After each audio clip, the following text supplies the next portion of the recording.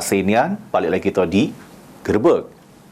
Sikok lanang yang diduga oknum kades di Kecamatan Tanjung Rajo viral di media sosial karena memamerkan kemaluannya. Pemerintah Kabupaten Ogan Ilir pun ini masih memeriksa sama memastikan kebenaran video dan foto tersebut. Seorang lanang diduga oknum kades di Kecamatan Tanjung Rajo Ogan Ilir memamerkan kemaluannya di media sosial. PLT Kepala Badan Pemberdayaan Masyarakat Desa atau BPMPD, Faisal, yang dikonfirmasi ngatoke aman pihaknya baru mengetahui hal tersebut. Ini BPMPD yang membawahi segala kepala desa tersebut bakal ngumpul ke terlebih dahulu informasi-informasi yang ada terkait foto oknum kades yang beredar tersebut.